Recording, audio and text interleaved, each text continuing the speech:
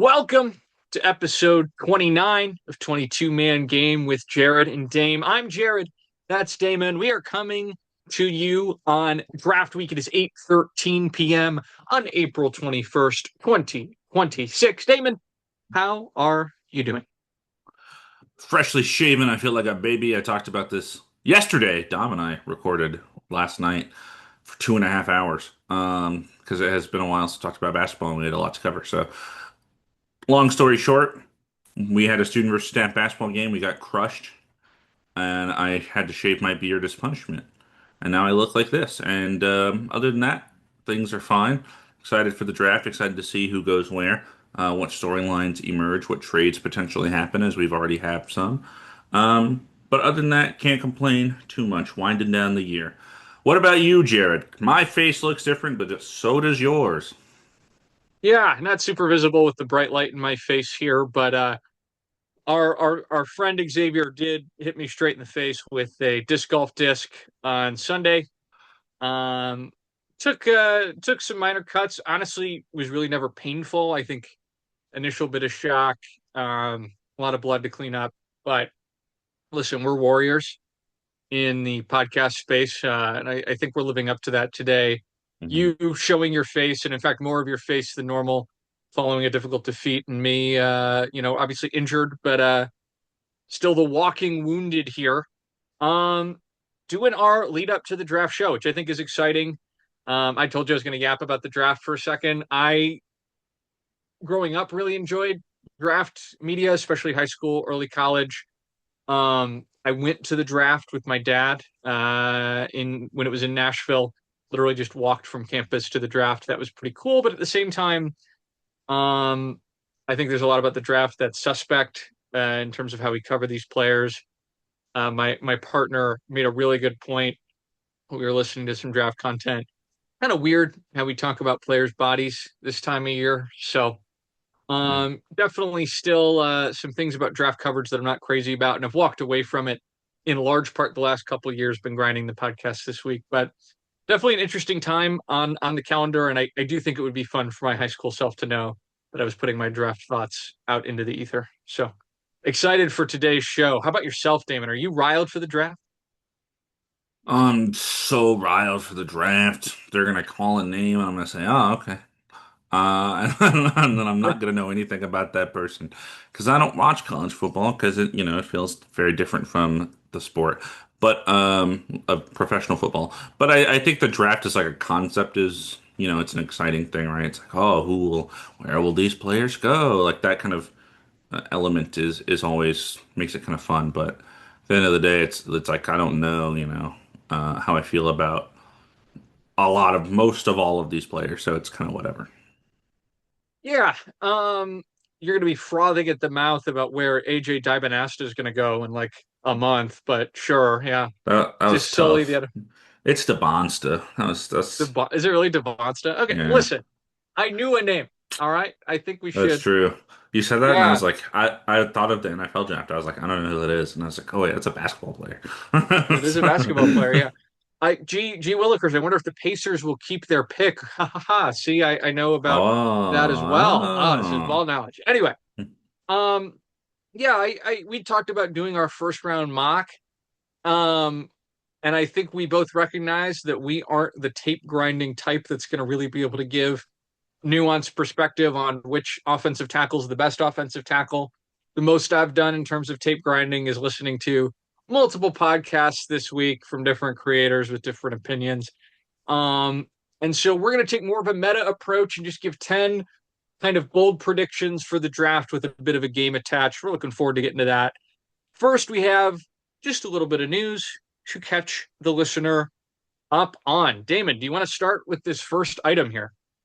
yes, I will start with this first item. NFL reporter Dianna Russini resigned from her position as a journalist with The Athletic after pictures surfaced online of her and Patriots head coach Mike Vrabel being friendly, we'll describe it, at a pool and also hot tub at this hotel on some sort of island, one of those islands that people go to in the off season. I don't remember which The island. island is known as Sedona, Arizona, I believe. That's the island right there. That's the one. I didn't know it was in Arizona at all. I thought it was like, one of those vacay spots. I just know that they talked about the hotel being like, this is the couples retreat hotel. Yeah, Um, I don't think it was in Sedona, but it was the owners meeting was like the week after that, I think. And so they um, were both in Arizona and there was a Classic retreat a couple hours Arizona away. island. If you know Arizona like I do, it's an island of sand. So, Yeah. um, I mean, that is having been to Arizona. Yes, that's pretty accurate. Yeah. yeah, I have to be thinking of something else I was looking at. I'm just here reporting false news. Um, but both the reason it was an issue, of course, is both parties are married to different people. Mike Vrabel's married, Dianna Russini is married. Some interesting stuff kind of came out after the fact. Like I saw a lot of clips of her talking like on shows and almost like belittling her husband at times, like just like jokes here and there at his expense. When they were talking about an athlete or something like that, which is like in a situation like this, you can pull out clips like that and then present them without context, and it looks really bad. So obviously, you can't take that for granted. And then Mike Vrabel, I know, talked to the Patriots, I think today or yesterday. Um, Hmm. or I think he talked to the players yesterday, and then he talked to the media today. So he kind of finally addressed that because this was a while ago when this happened. And a lot of people have had different takes. Some people were saying, "Oh, I go to dinner with uh, people, my sources. I do this with my source. I do that with my source." And it just happens to be two people of the opposite sex at a pool, so you're naturally wearing less clothing, and they were a little handsy-feely according to the pictures that were online, and it kind of blew up into this whole thing. Yeah, Thoughts? this is it's a really interesting story. I remember because I'll just Google NFL news and just refresh it 50 times a day. And I remember the page six report coming up, and I didn't even want to look at the photos because it just felt like I was like, oh, this is, a tabloid grabbing at nothing. And then the snowball just kept rolling and the story became more and more real. And I mentioned, Mike Florio of NBC Sports not dropping this at all, and really digging in on it. And ESPN has come out with a report about how everything's gone down. The Athletic originally defending Dianna Russini, then later saying, hey, we're actually going to do an internal investigation. They've also said that investigation will continue even following her resignation, her contract set to be up in a few months regardless. So, I've listened to her podcast with the Athletic Scoop City a couple of times. Um, I I think it's interesting. There's a lot of different angles, like, oh, was she leaking things in the Patriots' favor? I don't know. Um, I think it's something Florio brought up was the fact that journalists do have a high standard of maintaining boundaries. And Yeah. I think the idea that, even if like getting dinner with a source, this just was definitely a setting that seemed deliberately intimate. Rossini claimed that they were there with a group of people and like their friends and met their friends. But it seems like there's been kind of a failure to produce evidence from what I've read.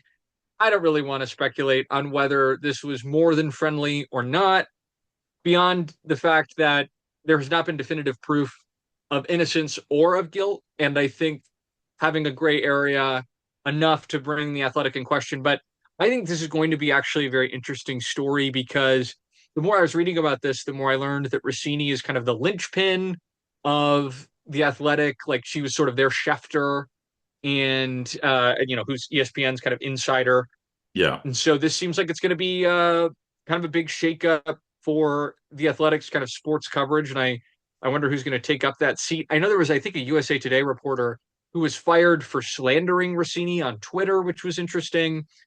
I am really eager to see how this story might affect the Athletic, who might step in as the primary sort of insider for them. It's going to be an interesting period.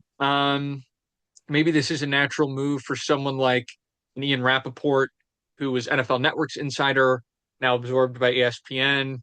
Maybe, leave ESPN where Schefter's already present, go to the Athletic. Anyway, sorry, I'm yapping. I found this story very interesting and definitely I think is going to strike a nerve somewhere in the system as created. So, Yeah, this is a key, like for me, this is such a key thing of Like, this doesn't need to be a public execution.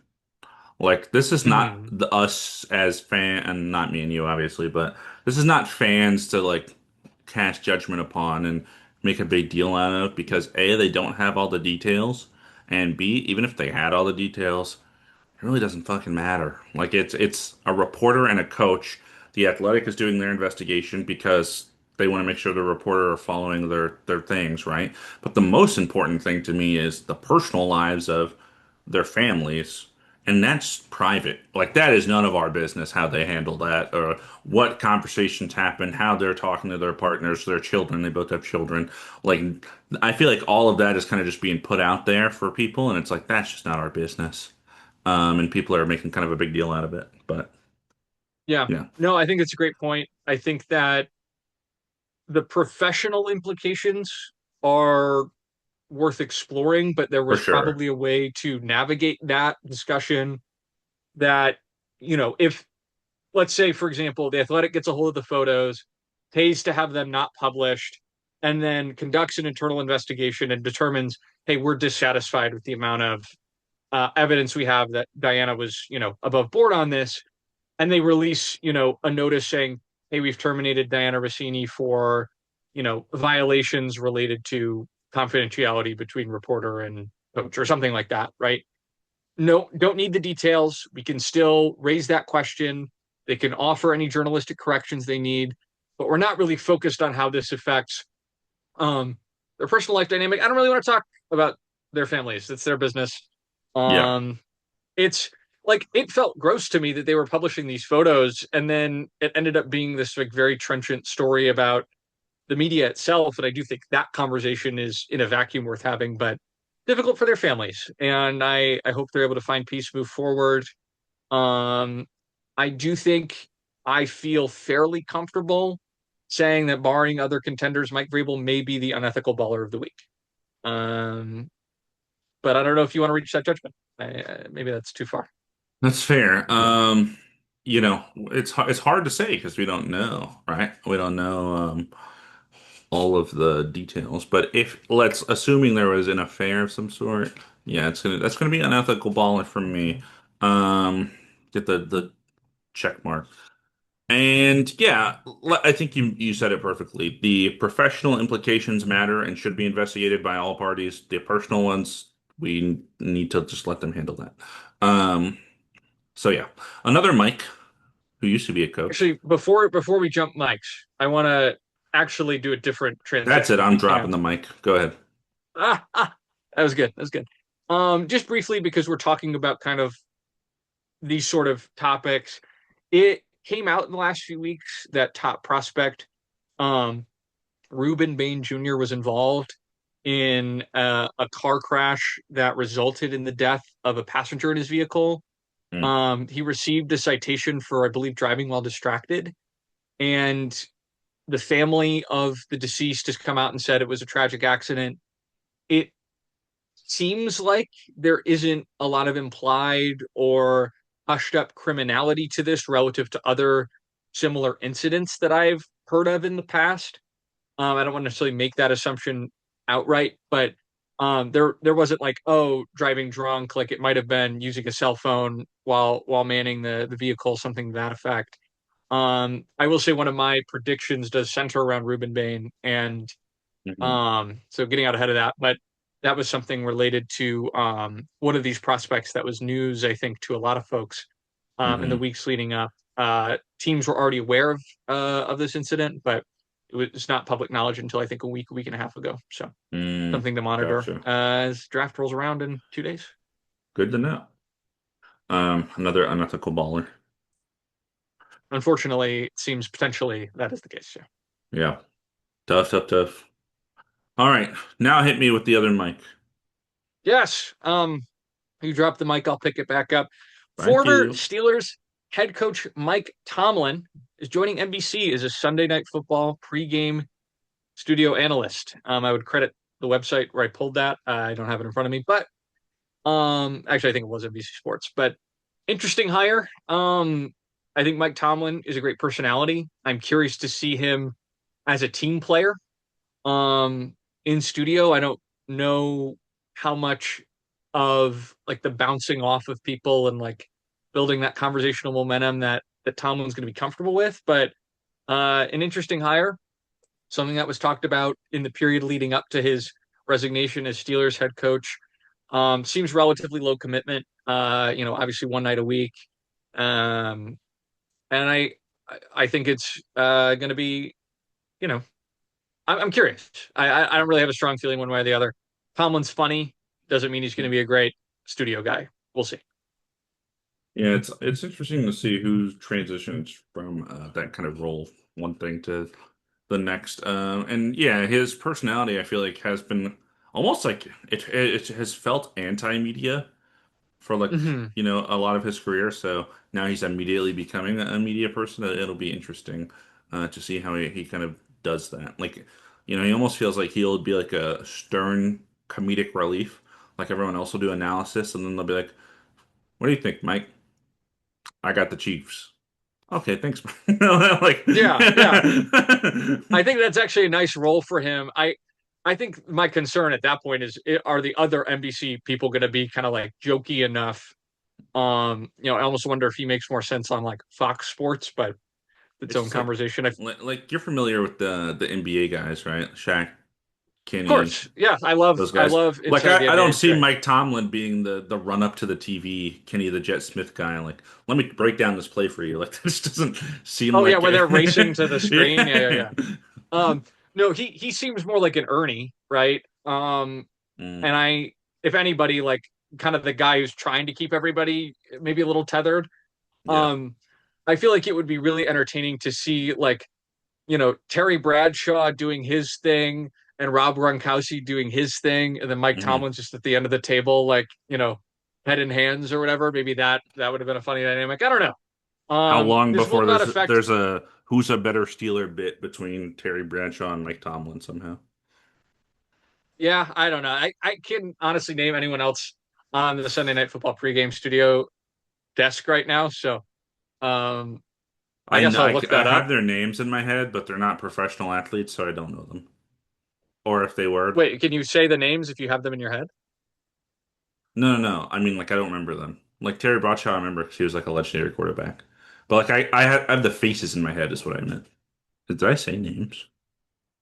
Oh boy, this is just a loaded team. Jeez. I want to Looks say like Jim that's the Kelly. Is that wrong? that is, I believe. What's Jim Kelly up to these days?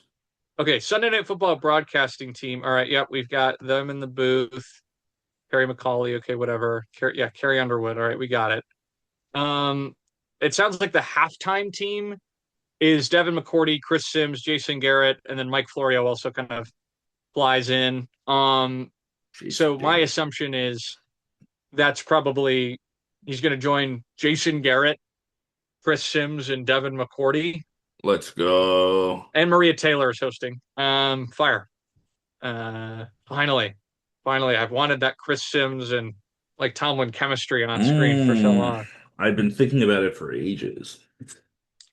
Um, Okay. what's your you moved this Mike Tomlin thing up in the rundown, so I want the transition that you designed from this item to the next, please. You must have had something in mind. I think it was maybe the mic to mic, and then my transition out of here was another new thing are the Washington Commander uniforms that were announced for the 2025-2026 NFL season. They don't look terribly different from um, their uniforms that I think of when I think of Washington. I think they maybe look more similar to their previous name. Is maybe the idea. A little more red and yellow. I will say I really didn't like the Commanders uniforms recently with like the all black one. I especially don't like. I think they have a gray one that's like hideous that I'm Hmm. thinking of. This one is more that red, yellow, white pattern that fans of the old franchise that want that name back will be familiar with. But Do it's you like do you like? Sorry, go ahead. I was just gonna say it's like it's like you know thousands commanders, but like refreshed. It's what it looks like in my eyes at least. Yeah, I think they wanted to harken to the '90s as well, which was kind of they were championship level team in the '90s. Hmm. Um, what do you think of the spear through the W on It's one of the helmets. Have you seen that? yeah, I'm looking at it right now. It's an interesting call. Only on the black helmet, which is an interesting choice. I wonder why they went with that. Um, Now, Hail Razor. That's what this uniform is called. Insane. Yeah, I guess like hail to the chief. I don't really um Okay. It's weird, and like it's whatever, but it's weird because it's just not anywhere else in any of their logos. yeah, apparently it was like I guess an older logo. I Heed the Call made the good point that like this isn't really a commandery item. Like I viewed spears and commander and I was like, I guess that's Roman legionnaires. But they made the good point that if they've been theming themselves after like the US government, the spear doesn't really connect to that idea very well. What it Um says on the commanders.com article, the inclusion of the spear and its sharpest point, the spearhead or tip of the spear, symbolizes the top fighters, the front lines, those leading a mission who are unafraid to step into the fire. Sorry. This alternate logo is a joining of past and present with the spear and the W interwoven at their center. These all black alter egos convey a stealth quality exhibited by elite units in battle and embody the identity of commander, a leader of warriors. cool. I guess they didn't want to put the AR-15 on the helmet. Yeah, it must have been it, right? Um Honestly, what would have been fun about that is it's at least a reference to, like the bullets. That could have been kind of fun. Uh, That's that's crazy. Um, yeah, that's I funny. I think the Commanders like it's hard to be like our new burgundy jersey. It doesn't really feel super new to be like, yeah, muted red brown. And It doesn't I feel think new, but burgundy's it feels a lot better than what it was. I honestly don't even remember. So, um, I guess if we're comparing it to the prior logo, yes. If we're comparing it to the prior jersey, I don't have a strong memory of it, but um, I mean, even the jerseys they wore like last year were just ugly. they should still be the Washington football team. I think the fact that they moved away from that was a big mistake. So, 2025. Commanders is an Oh, interesting choice. oh. By the way, actually, not to. Do you have anything else? The numbers kind of suck on their old jerseys. Do you Like any have? more opinions? No, I was curious if you had seen, or maybe these are alt jerseys that I'm looking at. I don't. Commanders. I just see the Bengals. burgundy, the black, and the white on their website. Oh, I think the number on their old jersey, yeah, is pretty bad. What do you think of the Ravens' updated jerseys? Their jerseys were updated as well. Yeah, I forgot about that. The Ravens uniforms look like I looked at the picture and I was like, yeah, this looks like the same.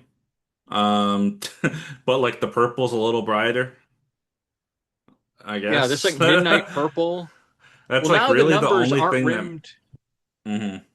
The numbers aren't rimmed in yellow, so I that feels substantive to me. But Yeah, it's just like it's a change and like I can tell it's different, but it's so minor that I didn't even really even think about it. I will tell you, I hate the front-facing Black Raven. That thing looks terrible. That's a terrible alternate logo. what do you think? I think I don't hate it. front-facing logos often suck. Really like in football, especially, I think for some reason, asymmetrical logos. Interesting. I don't really know why. I think it's maybe the helmet thing, because you put it on the side of the helmet and it's like it flows with the helmet, you know? But Yeah, I when you guess put it a gives a sense of symmetrical direction. logo, it's weird, yeah. That's fair. I see that. It's not really common to have the all symmetry logo, and like it keeps the players pointed at each other when the logos are pointed at each other. Like it Um, makes sense in the NBA because the only place a logo usually shows up on a uniform is like the waistband, which is right in the middle of your body. But like hmm, imagine the like Chicago Bulls, which is a symmetrical logo on the side of a football helmet. Like it would look so weird because it's like more yeah. circular, whereas football, that's part of it. The football is longer than it is taller, so it being so Hmm. circular is strange. That's fair, actually. I feel like a lot of logo silhouettes. are football-esque in the sense that they are longer than tall. Yeah. And maybe that's another fault with the Titans' new logo, taking away the flame, is you just have the circular. Yeah, I don't Um, like their new logo. Ugh. I will say, Trent, something I've seen in New Jerseys, and the Lions have this too, and I think it's cool. It's kind of like, you know, just for the fans, is like on the inside collar, they'll have a phrase. And I feel like that's like cool. I kind of wish they would just do more with the concept. But for the Ravens black jerseys, Yeah. they quoted the Raven, and Mm. their inside collar thing is darkness there and nothing more, which I think leaning into the Poe part is kind of sick. And I think if they did that more, I would be kind of down for it. Um, Mm. that's just me.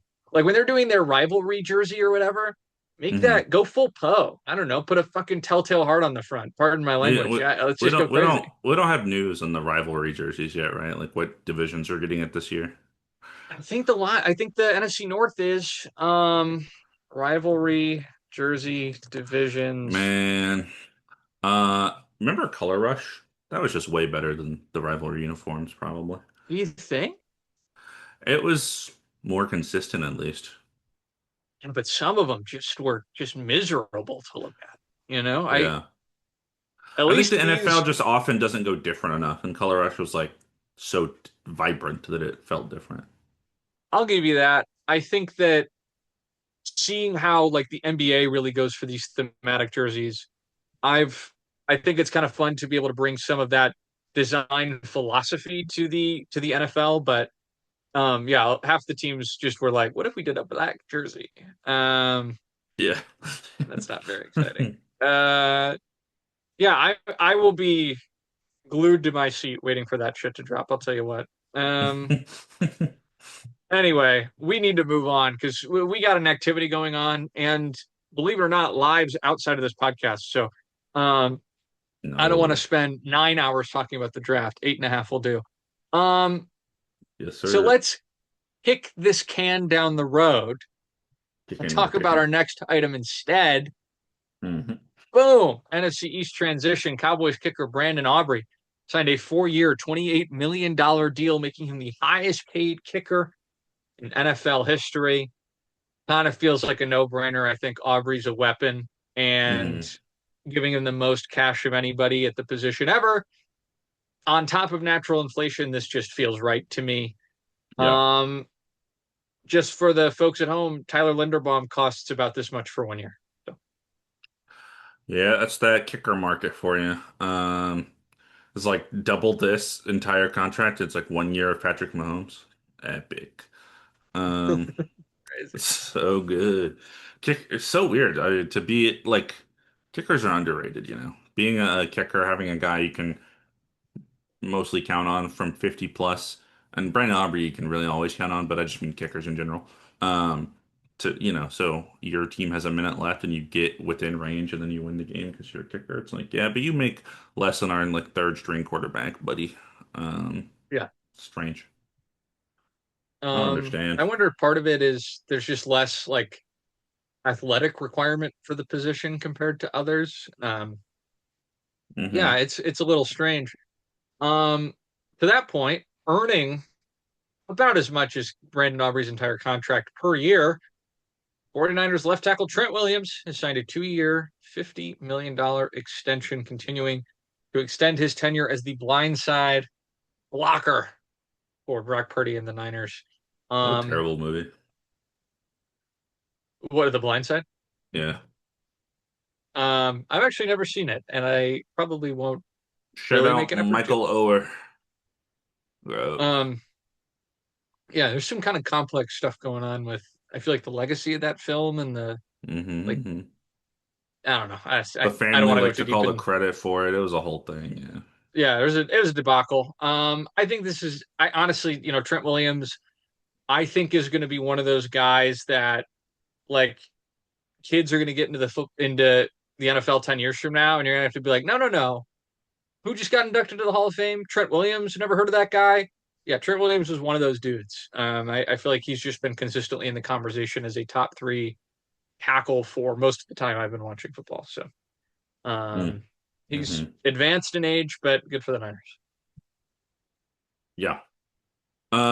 Another guy that got an extension, Texans edge rusher Will Anderson Jr., 3 years, $150 million, 50 million a year, 134 million guaranteed.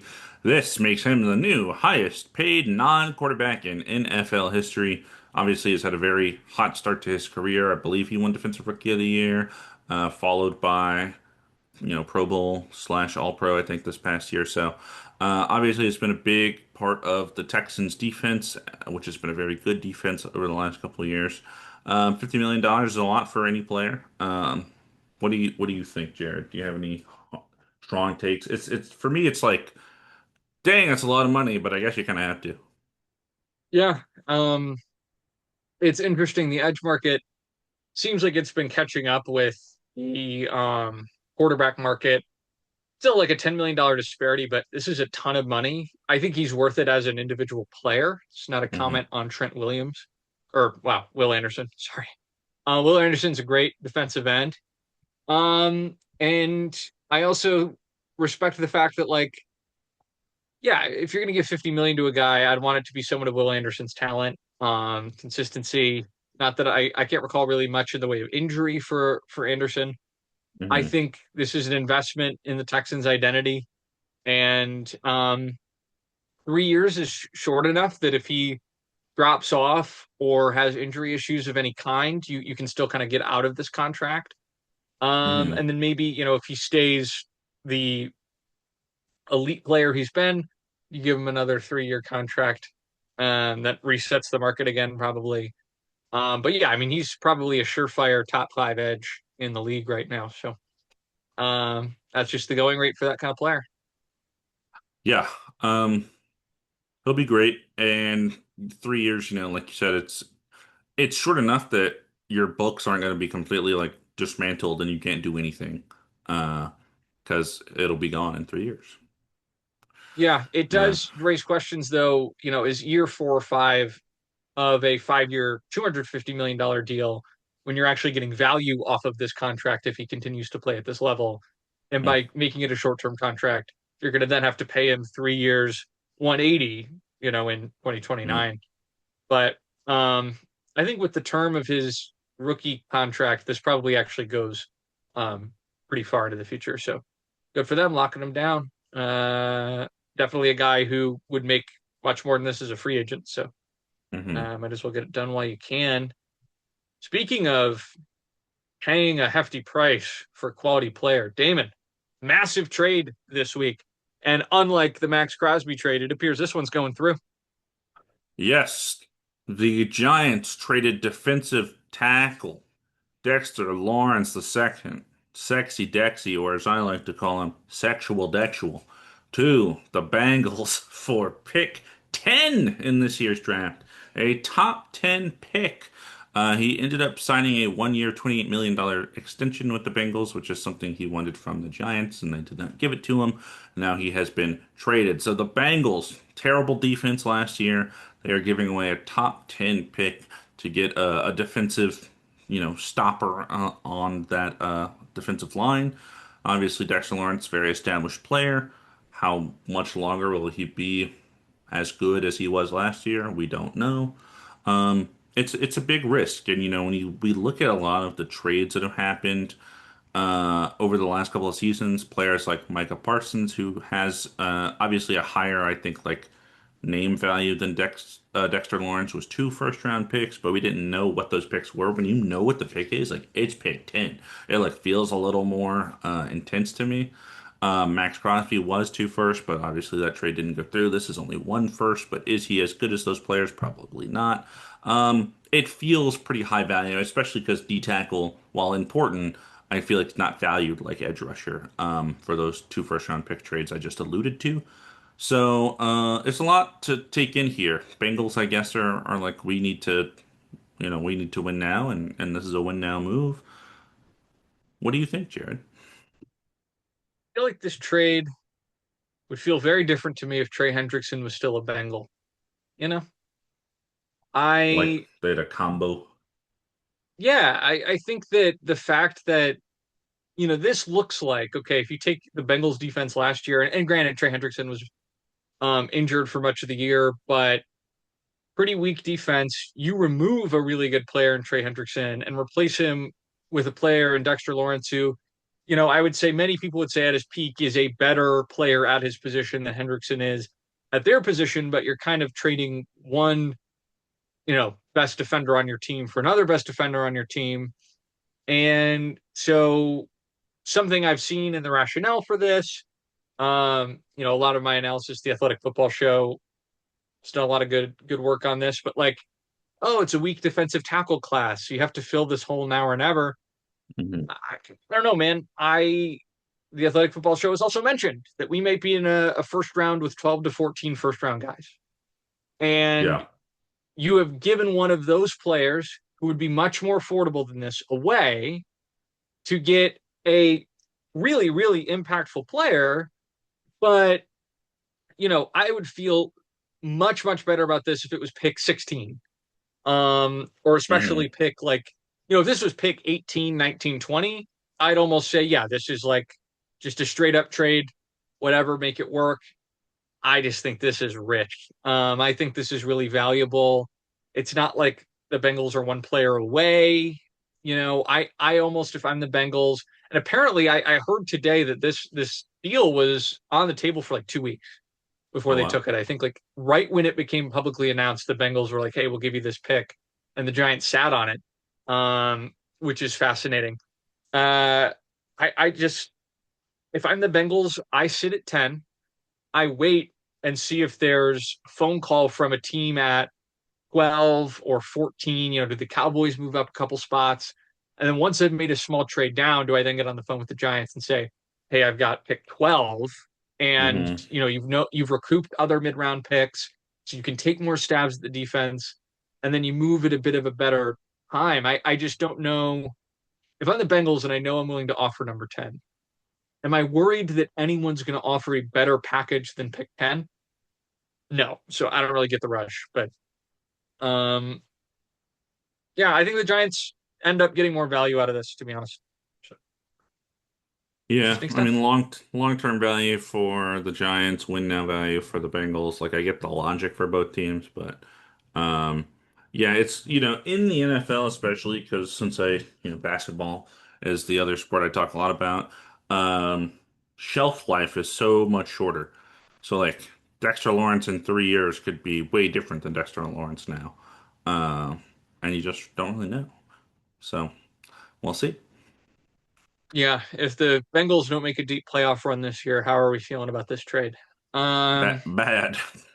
Bad, bad. Um, Damon, do you remember where we were for this next trade? Disc golfing, I just was gonna say, I enjoying think we were disc golfing, yeah. just a free and easy day, and then this absolute league-altering swap just falls into our lap. Packers Ah. send legendary wide receiver Dontayvion Wicks to the Eagles for a 2026 fifth and 2027 sixth round pick. Um, okay. That's my take. Apparently, AJ Brown is expected to be traded to the Patriots Hmm. following June 1st, so maybe they're preempting that. Maybe they're buying low on a player who ends up, absolutely popping off for them. But compared to the Dexter Lawrence trade, this doesn't really feel like a huge needle moving move for me. Yeah, I mean, this is also a team that I think had John Mechie, traded for Jahan Dotson. They've really been looking for like that third guy, and now they might not have AJ Brown anymore. So here's another stab at the needle.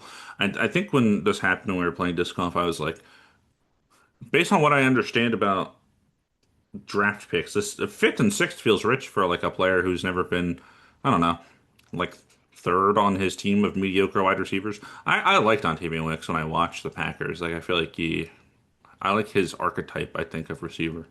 But I just don't know if the Eagles are the place where he's going to get a shot. We'll see. Don't need to talk about it too much. Yeah. I'm not gonna give myself any more excuse to yap. Damon, why don't you give us our last piece of news before we jump into our activity for the day? Our last piece of news: projected number one overall pick, Fernando Mendoza. of Indiana has informed the NFL he's not going to be at the draft in Pittsburgh because he wants to celebrate with his family and loved ones and friends and all of that down in Miami. So he'll, maybe we can get a little like landline throwback where he has the landline he's picking up to say like you've been drafted, like they used to do back in the days. That'd be kind of fire. Probably not gonna happen. He's just gonna have a bunch of cameras in his house and then he's gonna like jump around and like ah. Interesting. I get it. I also don't get it at the same time. I Yeah. have mixed opinions on this.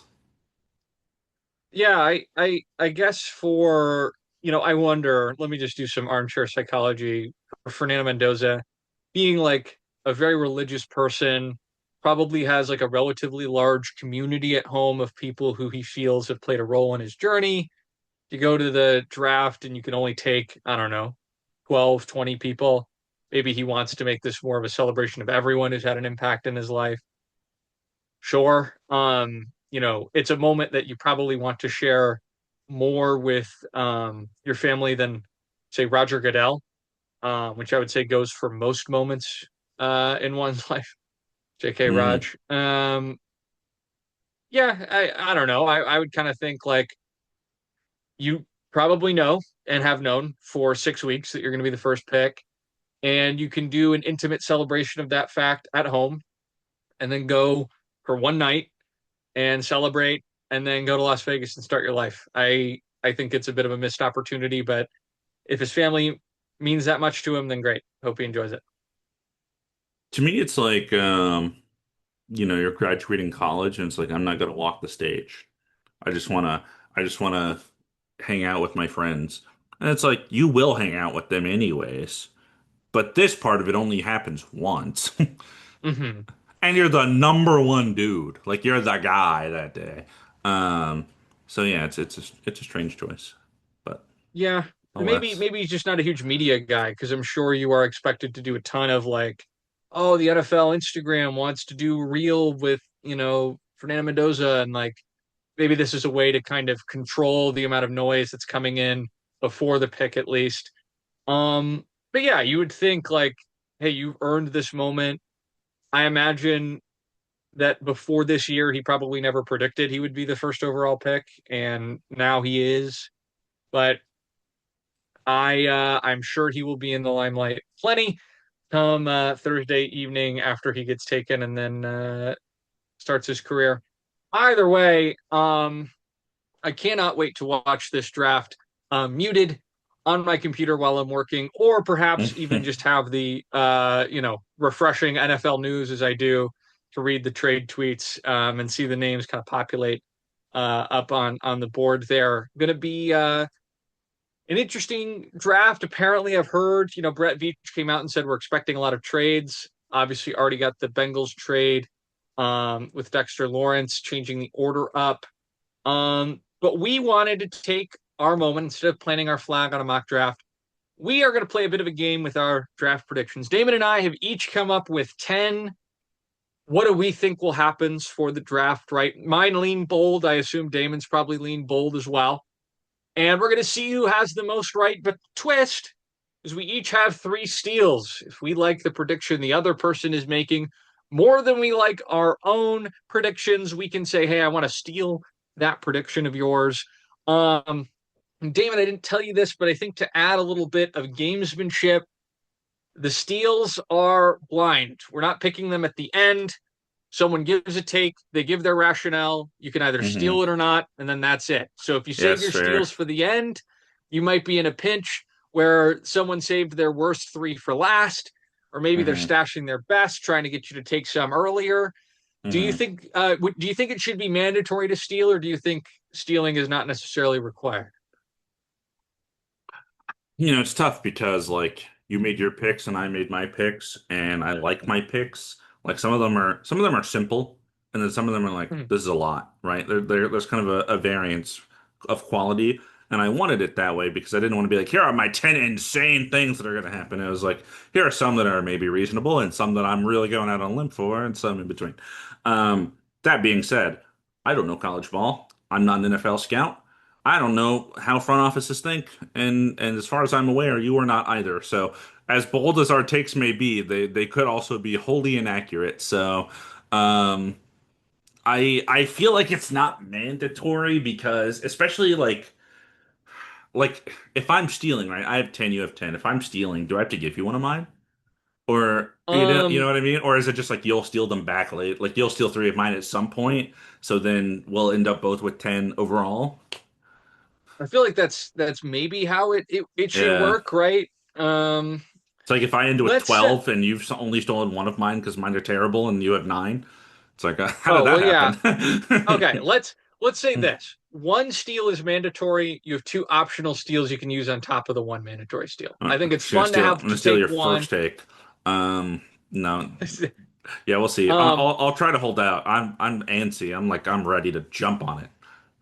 yeah, well, I think that makes it fun. If it was just like you listen to all 10 and then you can make a measured decision, Yeah, for that sure. We both of us try to avoid so short form social media content. It's not really our thing, but I will say I'm a sucker for like a blind ranking or like a keep three, cut five, and you yep. don't know what's coming next. Like such a sucker for that anticipation. So I'm totally fine for that. No, I think that was the inspo for sure. Do you want to start with your first prediction or do I? We're going to do one mandatory steal, two optional steals. Yeah. Um, I'll start with mine because we were just talking about him. Fernando Mendoza, number one. This is not he's going to the Raiders. That's not what I'm saying. Obviously, we know that. That's boring. Um, I turned it into a different take. I said Indiana quarterback Fernando Mendoza is going to be the only quarterback to go in the first two rounds after he gets selected by the wow. Raiders at pick one. I know there's a little Ty Simpson hype piece kind of creeping it back a first round, beginning a second round. Um, If last year is any indication, man, we saw Cam Ward go, and then I think Jackson Dart went like maybe a little earlier than people thought he might have gone. And then Tyler Shuck went in the second round. That kind of caught people off guard. So a couple of people went up last year, but of course we saw the Shador fall. The Dylan Gabriel went pretty late, even though he was a successful college quarterback. Ty Simpson only had one season of starting before he declared for the draft. And then the third guy, I looked at his name, like the third listed quarterback, don't know who he is. So after Was it oh wait, let me guess. Hang on. It I wasn't the Mike Carson back, was it? no, it wasn't Carson Beck. No, no. Oh, it was like just a total no-name guy. Okay, Yeah, fire. yeah. That's a name I know. I don't remember his name at this moment. And I looked at Actually, like I have a consensus big board pulled up. Let me see if I can pull it. okay, Garrett but Nussmeyer? that was it. Yep, yep, yep. Yep. Um, so yeah, I think there's a chance that Ty Simpson doesn't get taken in the second and maybe gets taken early on by like a Cardinals or someone in round three. Um, Now, there's also a chance he gets taken in round two.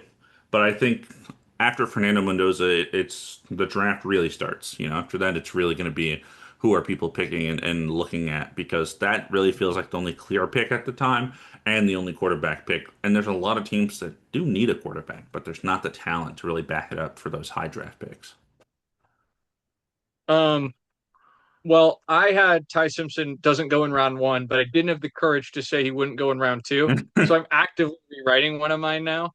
Um, Oh, yeah, I let's mean, see. that's different than mine. You don't have to change it. No, mine feels weaker than yours. I I I went was torn bold. honest. Mine's bolder now. I thought of something more fun anyway, than what I Yeah. had originally. But I think that you're right. I was honestly torn between do I think Simpson will go top 10 or do I think he won't go in the first round at all? Hmm. Um, so I'm really with you. I mean, I think this is, the draft I keep coming back to is how Malik Willis was a top five pick in a vast majority of mock drafts leading up to the day of the draft, and then he goes in round three. Yeah. And I could totally see Ty Simpson with his small body of work, um, having the exact same thing happen, where we all think it's possible. Teams say there's not enough proof in that pudding, and they just sit and wait. So I will not steal that. but I will respect it. Wow, I Um, see how it is. Um, yeah, so your take is now, I guess, I don't know if this you already kind of mentioned this take, this Ty Simpson take you have. This is going to be your yeah. first one. Well, I'm gonna actually I changed it. It's not focused on Ty Simpson anymore. So I'm gonna go with one that I just yanked pretty much directly from the Athletic Football Show. They were talking about how there might be 10 O linemen who go in the first round or something like Oh that. wow. Maybe they were talking about, I think it was 2024 because there were nine. I'm going to say Hmm. more than nine offensive linemen drafted in round one. I was listening to their discussion, their sort of mock for the last eight picks or so. They had a Hmm. few guards who are a little more under the radar, sneaking into the back of the first. This tackle class is stacked. I have another tackle or offensive line prediction coming later. Hmm. Um, just in terms of being a really deep position. And again, a lot of Athletic Football Show, a lot of those other sources talking about how this is going to be kind of like a pick your favorite type of class in the sense that boards are probably going to vary depending on what flavor you want. So I think teams are going to be jockeying to make sure they get their guy at a position like offensive line. And with the way the guard and center market have evolved, it seems like there's being greater emphasis put on interior offensive line, with how the Bears have succeeded and the Chargers have failed in part due to the health or weakness of their respective offensive lines. So I just think we're going to see a few guards get pushed up, a ton of tackles come off the board. And so I'm saying greater than nine, at least 10 offensive linemen round one. 10 is a lot. Wow. And it is a lot. Um, Interesting. Yeah, I mean, I don't think you're necessarily wrong. Um, yeah, 10 is interesting. It's a lot. I could definitely see it. I have a couple of ones kind of in the similar vein of that. I'm not going to steal that one particularly. I'm gonna transition it into my next one if that's okay. Um, is that okay? Yeah, yeah, yeah. Go for it. And I'm going to take it. We're going to go home to Detroit, despite Oh, not having a third round pick, as the Lions do not, from my understanding. When I looked through the entire draft, another team has our third round pick. Um, the Lions will draft two offensive linemen in the first 5 rounds, one of which will be their first round draft pick. And then I have a list it's of a names good. if you want the list of names, but Please, yeah, I uh, want to hear him. the names I wrote that seem to be in availability at the range the Lions are picking: Monroe Freeling, Max. Last name starts with an I. Couldn't tell you how it's pronounced. It's an insane name. Um, It's Blake it's Miller, like a Caden Kemenor Proctor. or something like that. Yeah. Yeah, yeah. Iikanor. Uh-huh. No, it's a disaster. And then yeah, Blake Miller, Caden Proctor. Those are the four guys I wrote down. I think there's a couple more. I just don't think won't be available by the time the Lions pick. Um, but I feel like with the leaving of Taylor Decker and Frank Ragnow is obviously like gone again. Um, our offensive line just feels really depleted right now, and I feel like that's the thing they just need to address the most. If the Lions decide to get like a linebacker or something because our defense wasn't great last year, that also makes sense. It just feels like we're screaming offensive tackle, especially if we're trying to motion Penei Sewell to left tackle, that we'd replace the right tackle position with the rookie. Yeah, it's Derek Barnes' moment at linebacker. Don't Sure. I disparage mean, my guy. you No. got more than one linebacker on the field. No, that's fair. I mean, Mm, Jack Campbell, I don't disagree that we could look at linebacker. And I actually agree. I would be pretty surprised if I think the three positions in the first round that feel possible are defensive and defensive back of some kind and mhm, offensive linemen. And I read a great profile from M Live on why they think Blake Miller would be the pick. mhm, Um, some of the things I hear about Caden Proctor make me a little worried, but we're not going to steal it. I like your prediction. I wonder whether we're content with our line depth beyond that kind of starting caliber guy. But I am rooting probably, my interest is to get an offensive lineman. So if we took um, one of those guys, I think I'd be pretty happy. I like that prediction. Uh I will I'll fire next and I'll give you the one that was my Ty Simpson pick. I just rewrote it because there was a guy who tested like off the charts at the combine at the quarterback position. His name's Taylon Green from Hmm. Arkansas. I don't know if you remember reading about this guy. I'd totally forgotten about him, and then I pulled up the consensus board and I was like, wait, that Taylon Green guy. And I think there was some talk of like, how would he be used? Is he like a ball of clay type of guy? This is something I really don't foresee happening, but Hmm. like there's a 5% chance. Taylon Green will be announced when he's selected at a position other than quarterback, most Mm. likely tight end. Coming in I've with seen talk of him that as Taysom Hill profile. yeah. I think it would be really fun. I always find it kind of fun when a player is announced at a slightly different position than you'd expect. Um, if someone came out and announced Caden Proctor, the tackle from Alabama, as a guard, which I've heard might be potentially even a better position, that's kind of like a small, pleasant surprise of, hey, here's a new wrinkle to how we view this prospect in the moment they're drafted. With the way Taylon Green's athleticism has been talked about, you have to wonder maybe a team wants to try him elsewhere just to get him on the field. Um, could we see him announced as like athlete or hybrid? Like, I don't know. I always find that to be Athlete kind of would be a crazy. Just like athlete would here's be a crazy. guy. I feel like in occasionally, like in rare occasions, you'll They hear that announce used. position. Yes, they do announce positions. Mm. So they'll Goodell or whoever it is will, I've watched the NFL 100 times or the draft 100 times, but I'm like, I think because of the NBA, they just say the team selects player because it's the position doesn't really matter. yeah, I think they'll do like, oh, Hi Simpson, quarterback Alabama, or that kind of thing. And so Hmm. I would be interested to see if they went non-quarterback for Taylon Green in the announcement. Hmm. That makes sense. That would be interesting. I hope that's what happens because that just feels more fun, especially if he's going to come in as kind of a, in Madden they call it the gadget now. It's like a kind of flexible position where you can kind of run Oh, him is that, do they and have that labeled in Madden? Is that in CFB as well? I don't know if it's in CFB. I haven't played the most recent one. But like you can put like I think it was they put it in the game really for like Travis Hunter, so you can put him in your gadget so then he can play on offense. But then he's also like a corner and like your primary Oh, depth chart. Yeah, it's interesting. interesting. So maybe that kind of thing, but with quarterback tight end. Because like and in a Madden depth chart, you're not allowed to sub a tight end into quarterback. It's like quarterback, kicker, punter. That's who you can put at quarterback. So, um, Yeah, which feels like a feature they could definitely work on because there are a lot of emergency quarterbacks from not those positions. But right, uh, yeah. interesting. Then it would make the game realistic, and we all know that's all Madden's known for. Uh, Yeah, um, right up yeah, there with quality on things we don't associate Madden with. yeah, yeah, yeah, exactly. Let's let's see. Where do I want to go next? Here you had this 10 offensive lineman thing, at least 10 earlier.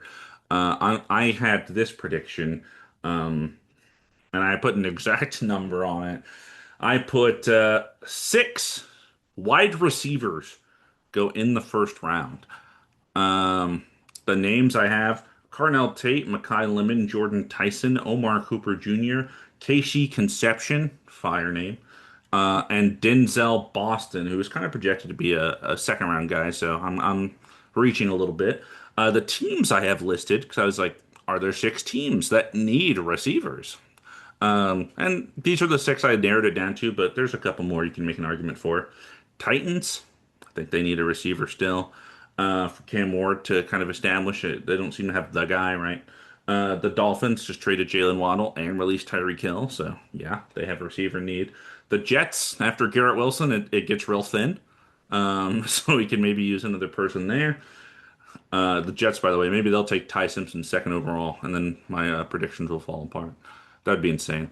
Um, the Eagles with the AJ Brown thing. Hmm. Uh, Hmm. the Browns because they have like Harold Fannin and Jerry Jeudy, and that's really it.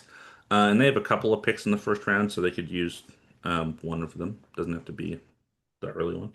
And then I do have the Patriots. I know they signed Romeo Dobbs, but they still feel pretty thin at the wide receiver position. It's Dobbs and like Kayshon Boutte and that's really it. So those are the teams I wrote, and then the Patriots make sense again for a guy like Denzel Boston if he's at the end of the first round. If he's one of the last picks.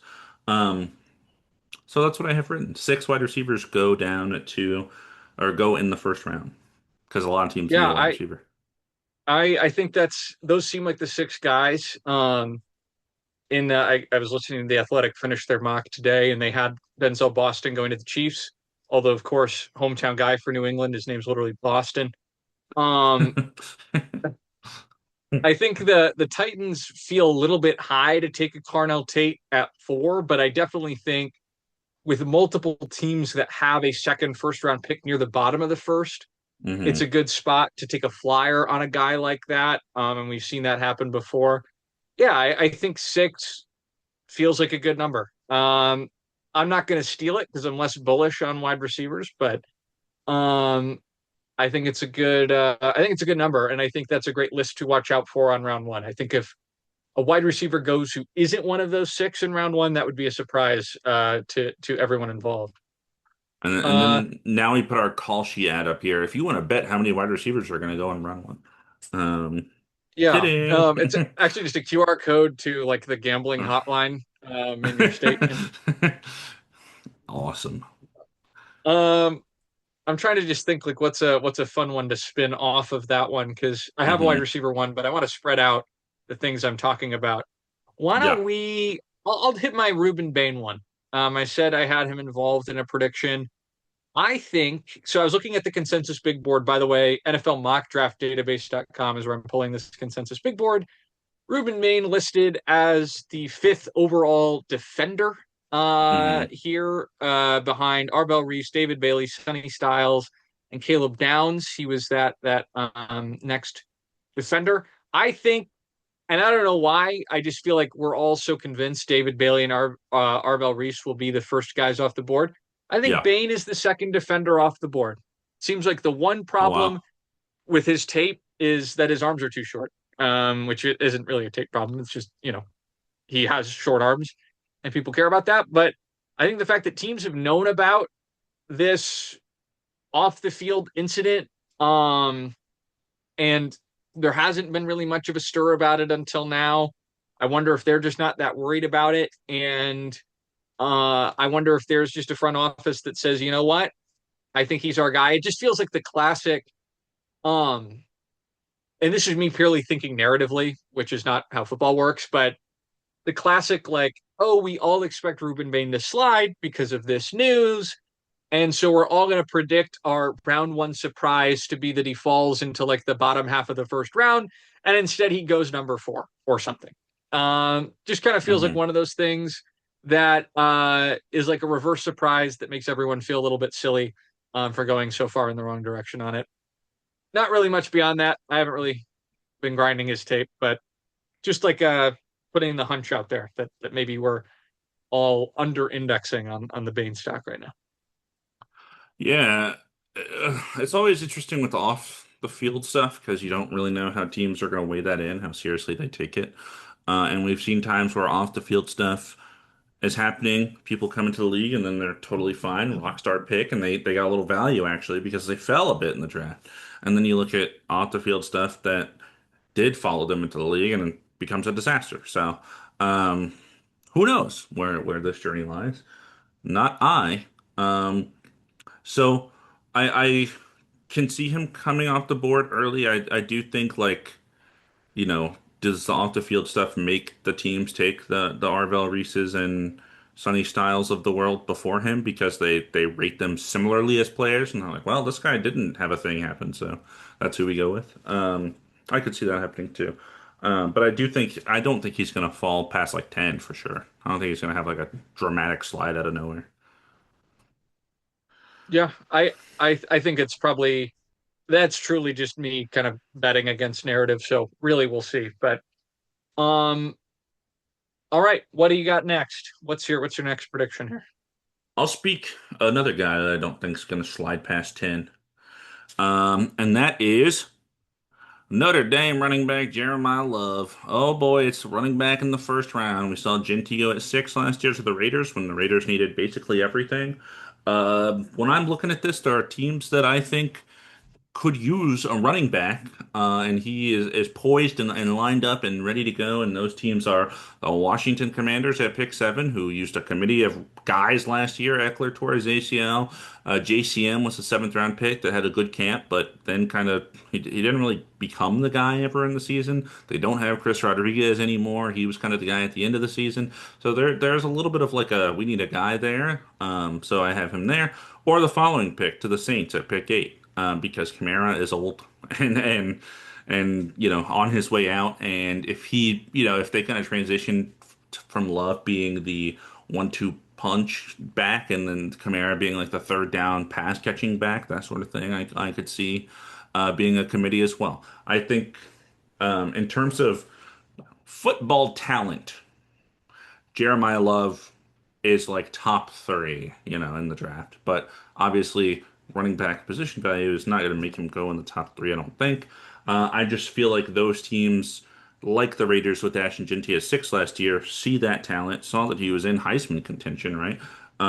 Had such a stellar season for Notre Dame, really good ball carrier, preserves the ball, didn't have like any fumbles or whatever too. And they're gonna say, yeah, we want that around our young quarterback, Jaden Daniels or Tyler Shuck or whomever. So I think he goes to one of those 2 teams. I Is there a team besides the Saints you would think, and besides the Commanders, because the Saints did sign Travis Etienne this offseason, so they do have kind of like that RB1 guy. Oh, I literally forgot about that entirely. Um, I looked at the draft order and I said the Saints don't have anybody, I don't think, except for Kamara. Um, we talked about that last episode. I'm dumb, stupid. No, I figured that was like, I think actually if there was no Etienne on the in the Saints running back room, that would be a pretty sensible pick. But alas, there is. Well, then it gets outside of the top 10. So really, it's just all on the Commanders' shoulders now. Commanders have to make me right. I'm not changing I it. It's all the Commanders. I will say there's been a lot of buzz up till now that it would be the Titans and even some talk about the Cardinals. So I think Love top 10 is something that Yeah, that I just think feels so high that it's like, ah. no, I think it would be it's one of those things where it's really strange. If it happens, everyone was talking about it, but it still feels like it would be a surprise, right? Because Yeah. that's such a massive investment for 2 teams that like really need a lot of help, and Yeah, it yeah. doesn't feel like, oh, Jeremiah Love's going to fix the Cardinals, you know. Yeah. Um yeah, And like they do have guys. Like they have Connor. He's old, but he's there. yeah, I guess yeah, because the Chiefs also just signed They signed Kenneth Kenneth Walker, Walker. so it would make a ton Because of if they sense didn't for have Kenneth them. Walker, it'd be like, oh, there's no shot he's That, getting past yeah, 9. absolutely. Um, yeah, that's interesting. What I think is really interesting and what that reveals is past the Commanders, even the Dolphins have Devon Achane. Yeah, So like I how don't far would he know. fall? Did the Cowboys go for it at like 12 at that point? That's interesting. Definitely something to keep an eye on because I think at that point, if he gets past 7, Hmm. 12 is like the first pick where I could see him being taken, and I wonder if a Rams or tries to jump up there. Um, interesting. Speaking of falling, here's a trivia question for you. There was a cornerback who went into last year's draft. Everyone thought he was a top talent, but he was hurt, and so he slid out of the first round. And he ended up being pretty good for his team. Do you know who I'm talking about? Will Johnson. Will Johnson goes One in the of my second round of picks for card, defensive rookie of the year. and like didn't necessarily play. I mean, I don't even know if I remember. Oh, it was Schlesinger, but Yeah, yeah, yeah. you know, like play at defensive rookie of the year level, but he played as a plus player for a Cardinals team that didn't have a lot of that. Similar story seems to be coming around for Jermod McCoy right now, who had a baller 2025. He's been testing, he's been, running, seems like athletically he's in good shape, but a lot of questions about his knee. I think Jermon McCoy will fall out of the first round, and I think he will be this year's Will Johnson, and he'll go somewhere high in the second, maybe to a rebuilding team. Maybe the Eagles snatch him up and then shore up their corner position. I know you weren't a big fan of their corner signing this offseason, but I think he's got a chance to fall surprisingly far for someone of his talent. And Hmm. depending on his health, make a team very happy on day two. Yeah, no, I hear you. I hear you, and I have the opposite take basically in one of my takes. I don't think it's Wow. Okay. crazy. Here's what I Okay. have. Because it's so like this team that just got rid of a corner because they didn't want to pay him a lot to then just draft a corner, and then he becomes really good for them. The Chiefs Mm, drafting either Jermon McCoy, and this is high, or Mansour Delane at pick mm, 9, and they just like replace a corner with another great corner. And it's like, yeah, we just keep the cycle done. They did it with Marcus Peters to Trent McDuffie, and now they're doing it with Trent McDuffie to the next guy. And I think, yeah, I think the injury, like, I think originally he was probably going to be like a top 10-ish pick, and then drafts kind of have him all over the place with the health and stuff that have happened. But he had such a good college career at like such a prestigious school that I could still see them valuing that over like potential health setbacks at the last second. But if there's somebody else that they like that they would rather take, that makes sense too. I just think it feels so Chiefs for me to also hate them to immediately get like a star-studded rookie corner after trading their star-studded corner. yeah, I think that's a really sound prediction. I think it probably to me feels more likely that guy is Delane, but if he goes a pick early to the Saints, McCoy could obviously um, fall up there. Maybe this would be good gamesmanship by me to just take that from you so that I have like the best and worst case scenario Yeah, for Jermon yeah. McCoy, kind of like hedging Wherever he's myself. drafted, But I'll be right. yeah, I'm gonna be if he goes like 13, I'm gonna be like, that's the Yeah, yeah, only yeah. case where I'm really losing. Um, no, I think that that's a good call. I think the Chiefs going corner is something that isn't super like sexy compared to the Chiefs taking a wide receiver at 9, something Hmm. like that. But I think it'd be a really sound pick for them. Um, and I wouldn't be surprised if you were right. We will I'm gonna go with see. my Sorry, I said we will see. we will see. I'm gonna go with a silly one. Most of ours are day one, but I think this one is a fun, super random one. I texted you about um hope I say this right, Kansai Matsuzawa, who is a kicker from Hawaii who grew up in Japan and Hmm. did everything he could to make it in the CFB world, finally lands in Hawaii. And going to the consensus board again for mock draft database, there are, I think, three kickers listed above him. Um, you know, he's got that international player pathway exception that I think you could potentially use with him, at least in the summer. Um, I also think that, like, let's be real, they would love this story on day 3 of the draft. You're snoozing your way through round 7. Hmm. Suddenly, this like player from Japan, the league would love that, right? I feel like that would be. And I've seen him. Apparently, I think this website does a nice job. They also compile the mocks. Hmm. Raiders.com just yesterday mocked him in the 7th round of the Raiders. I think that'd be really fun, but he's not the only kicker I'm predicting will go. Okay. Okay. Let's assume for a moment that Kansai Matsuzawa is a character in a sports anime, okay, Oh God. about American football. There is one, Ice Shield 21, by the way. And the American team comes to play in Japan for an exhibition game. And the American team has a kicker, and that kicker is sort of like the brash rival for a few episodes. What do you think if you are like a Japanese manga author writing these English names? What What's do a I name think you think his they'd come name up is? Um, with? Yeah. yeah. Let's go like I'm trying to think of a name that doesn't already exist. Like Joe Mason. Joe Mason, pretty good. Um, they went even more on the nose with this gentleman's name.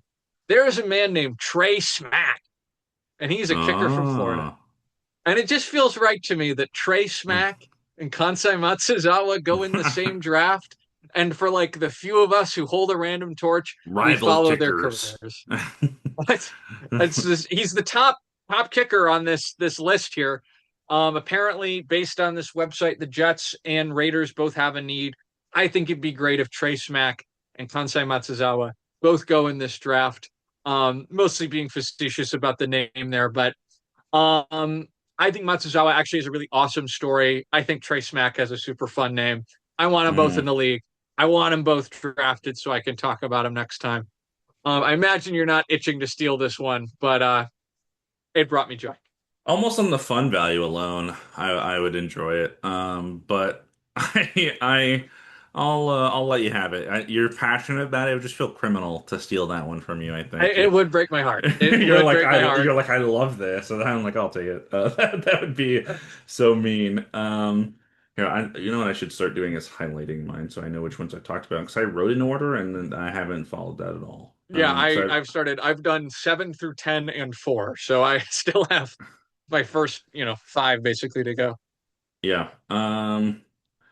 I've done one. I've done one, two, three. Interesting. I didn't realize that. And I also have done seven and nine. What a strange order I bounced around in. Let me give you my next one, which you're talking about kickers. I don't really have something I can bounce off of that No, nothing. Anyone in a from clean Florida? way. I don't know. Oh, actually, you know what I do? I do have a good one for this. Okay. And for Trey Smack with fun names. I just looking through the draft, the mock draft, people I've literally never heard of course, later in the draft. Um, some guard, offensive lineman named Jennings Dunker, uh, is going to go at the end of the second round to a good team. And the teams I wrote were the Chargers, the Bears, the 49ers, the Texans, all of whom need offensive linemen. At the end of the second round, he contributes to winning because his name is awesome. That's what I wrote. I'm gonna send you in the Zoom chat. I didn't read all of this article, but Jennings Duker apparently is like, or Dunker, excuse me, absolutely like blew up in popularity at the combine. And so ESPN did a whole profile on him. And like a big part of it is how much he likes Culver's, the Midwestern chain restaurant. Yeah, yeah, yeah. Oh my God, this guy And looks awesome. that's part of why he's so popular, apparently, is because everyone loves his mullet. Yeah, But I mean, the splash photo in the article is him popping a cheese curd into his mouth and looking mean mugging at a yeah. Culver's. Um, no, I love this. Jennings Dunker being a dog for a great team, I think would be awesome. I would love to see him go to a playoff caliber team. I'm glad you brought him up. He seems super fun. And I'm sure he's going to have some great kind of interview content as the Well, draft comes out. And apparently very active on social. So let's just hope he's not a bad person. That's why you can't root for guys too soon, and then it comes out there like an abuser. It's like, oh, that hang sucks. on, let me get to the bottom of this article. In addition to loving Culver's, he is evil. It's damn. He has been known uh, to coerce with Satan on frequent occasion. Like, ah, yeah, fuck. it's like, oh God. After we went to Culver's, he took me to his pentagram. Oh no. Uh yeah, that's a great one. That's a great one. I'm not stealing that. That is absolutely yours. Um, Yes. absolutely yours. Okay, I'm gonna go with the inverse of your wide receiver pick here. Not necessarily. Both can coexist. Okay. I don't think any wide receivers are going in the top 10. And I think that is a bit of a subversion because a lot of people say Carnell Tate is a top 10 guy. But I Hmm. really think there are only 2 or 3 teams I need to see looking the other way Hmm. for him to not go, right? I think right now the top 5, mostly Carnell Tate has been kind of at that number 6 to Cleveland, but maybe there's a run on defenders and Cleveland's top O lineman falls to them. They take him. Commanders take Jeremiah Love. Then we get the Saints, taking a defender. The Chiefs take Mansour Delane. And at 10, the Giants, maybe the Giants would be the domino to fall. But I appreciate you I making just all of my predictions so far as you're getting to this pick. well, I'm just trying to incorporate some of your Yeah, yeah, I ideas appreciate here. it. Is that sarcastic? No, You I'm know. saying like no, I appreciate it. I just have a Well, monotone I don't voice. I want to take in. I mean, I think there's a world, of course, where Tate goes number 6. You said as high as the Titans at number 4. I think that's possible. Um, I just also see a world where offensive linemen, a run starts early, the defensive ends start early.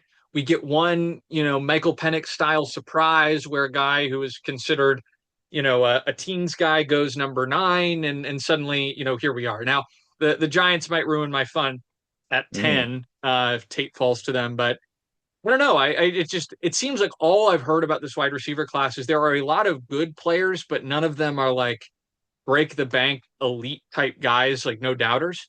yeah, And I just wonder if that inspires teams to go elsewhere. And I have another prediction that's kind of in tandem with this one, but I'll save it for later. interesting. Yeah, no, I mean I could see this happening. I could see some falling. We should mention Carnell Tate, also a cool name that gives him a little Yeah. more value. So I think Makai yeah, yeah, Lemon is honestly like a solid yeah, name as well. I think we it's a got good some good name draft. names. Yeah, for sure. Yeah. Um, I'm trying to remember all your picks so far because I'm looking and I now realize that we both have done 6, so we should only have 4 left. And Yes. I'm like, I should have stolen one by now, but I haven't stolen one yet. And I'm like, Yeah. did I miss I was something thinking like I'm good? waiting for one of yours to steal, but I'm kind of waiting for a spicy one to steal. I have an insane one that you're absolutely gonna steal. It's so fire. It's the best one of the Okay, whole I can't list. wait. I can't wait. I I'm think like, I have oh, 2 or 3 that are kind of fun. So left. let's do a quick do me a quick quick recap of what you said so far, so I can regret what I haven't stolen. Okay, I've got the Smack and Matsuzawa prediction. I'm letting you have that Um, for sure. Yeah, Jermon McCoy falling out of the first. sure. Which I Kalen can see Green too. non-quarterback Yeah, announcement. yeah, yeah, Ruben Bain second defender off the board. yeah. More than 9 O line in the first round, and no wide receivers go top 10. I think I would have maybe only taken the O-line one. Yeah, Okay, I've I got can live with another O that. lineman one. So I can live hold with out for that. that. I can live with that. The Ruben Bain was interesting, but because he could be an unethical baller, I'm not, I can't attach Yeah, I kind myself of to that take. regret putting him in there, to be honest.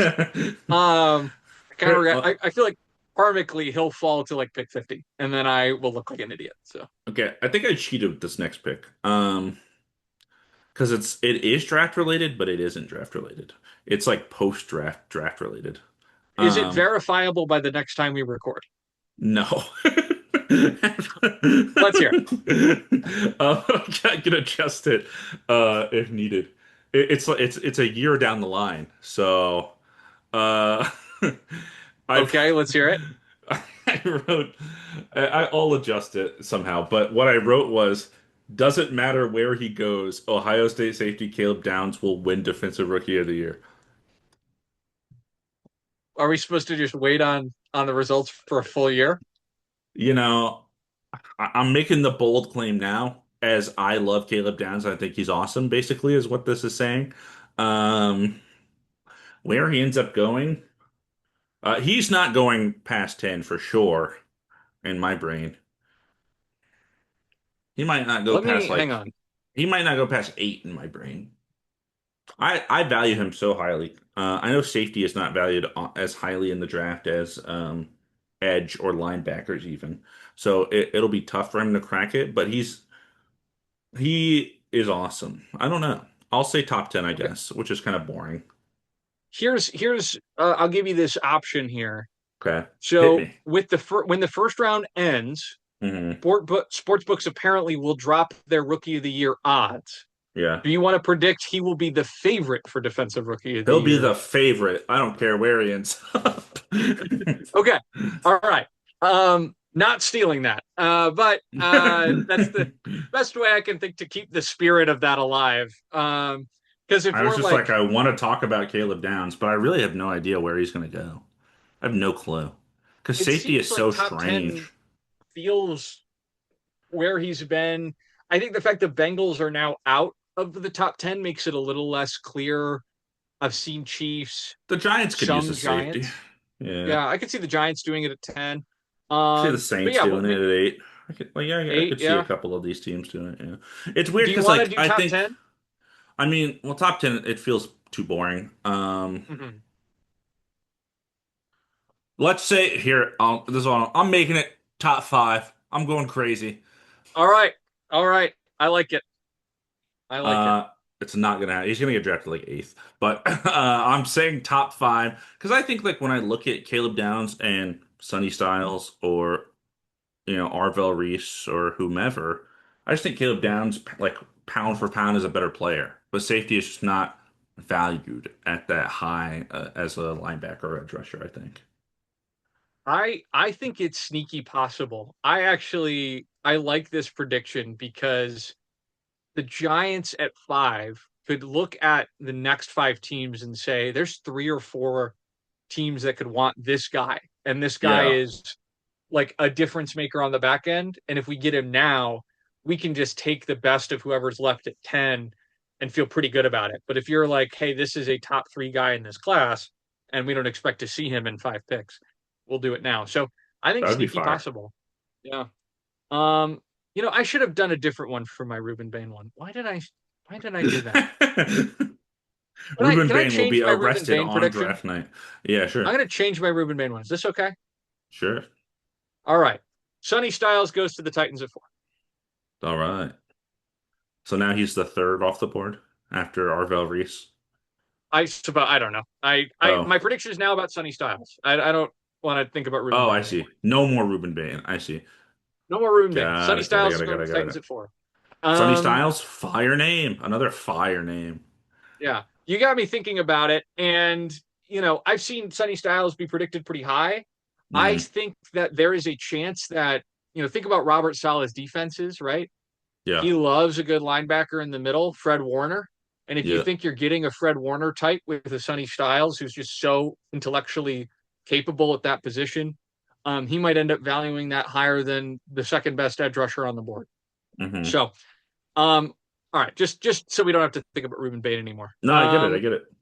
Good, good. Granted, I will say reading the Ruben Bain stuff, it doesn't look as bad as some of the other things that I don't know. Well, I'm sure we'll learn more in time.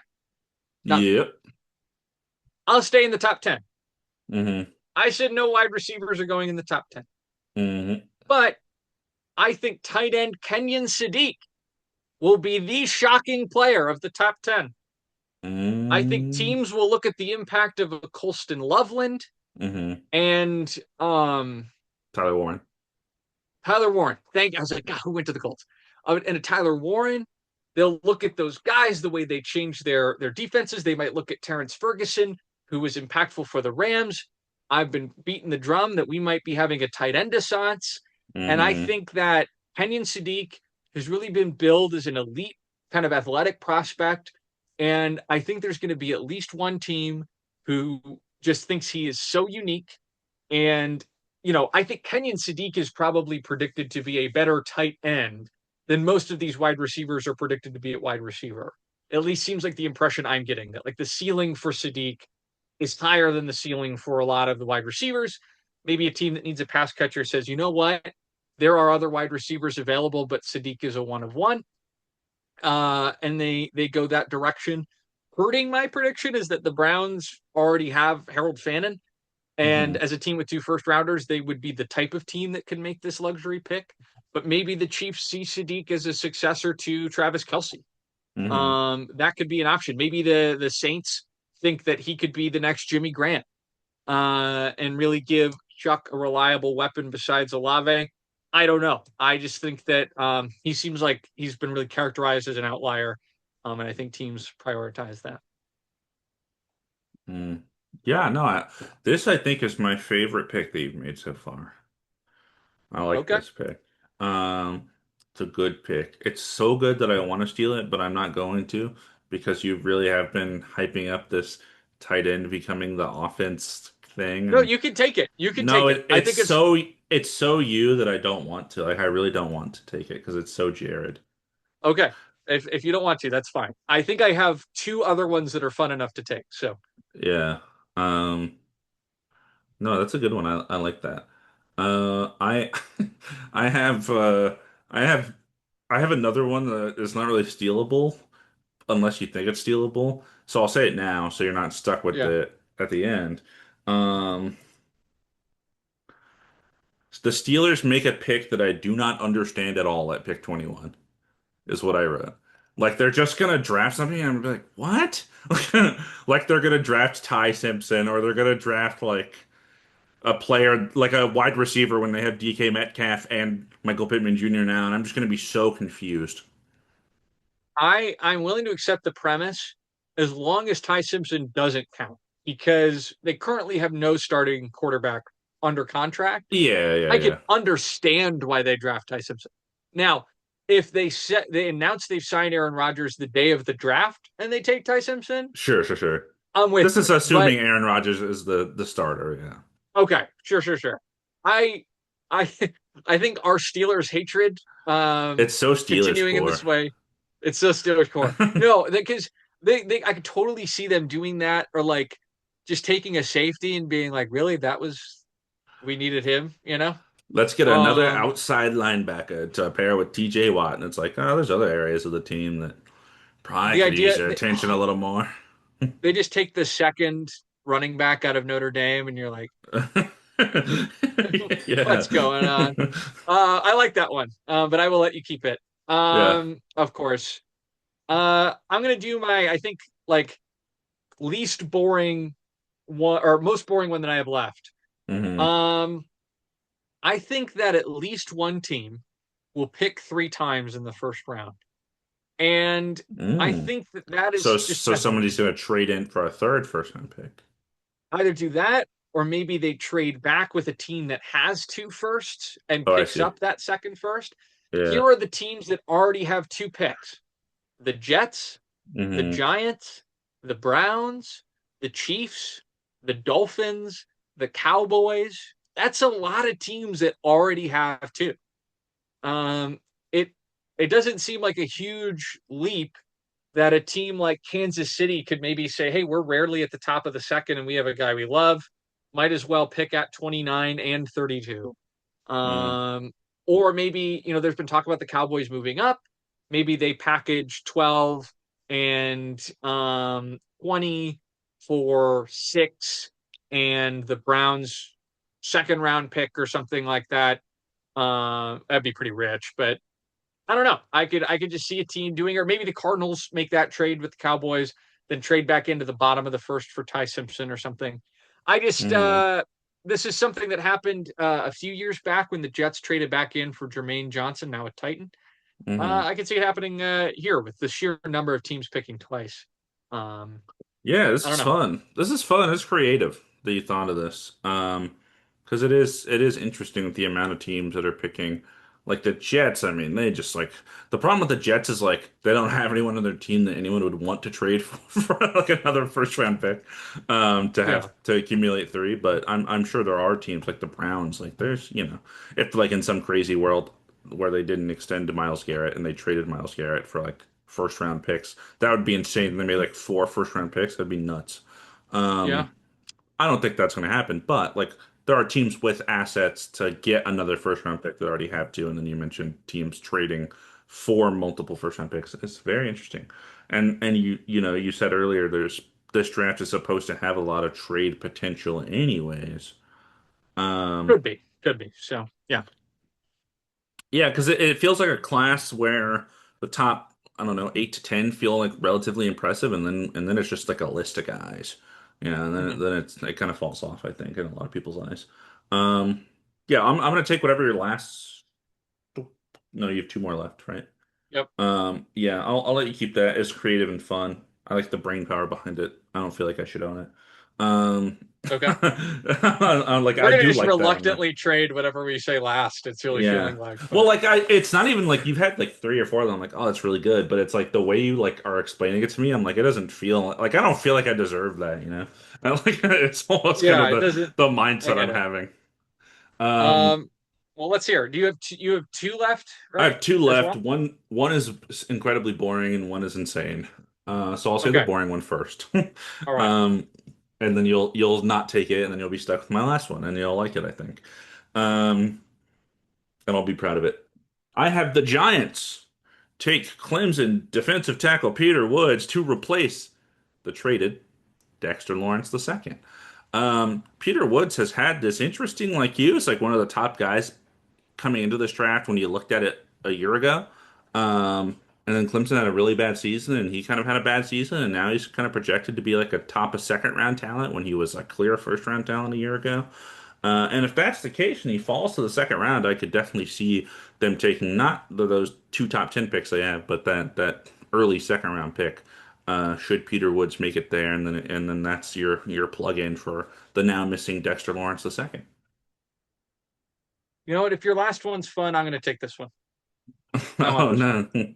Do you like it, or are you just taking it for the Well, at first I thought you were saying they were going to do it at 10, which I was going to say that's crazy. no? But this actually feels like one that's kind of fun to track because this is a name that came up, athletic football show. They're like, oh, this guy could go pretty high or like Hmm. sneaky high, right?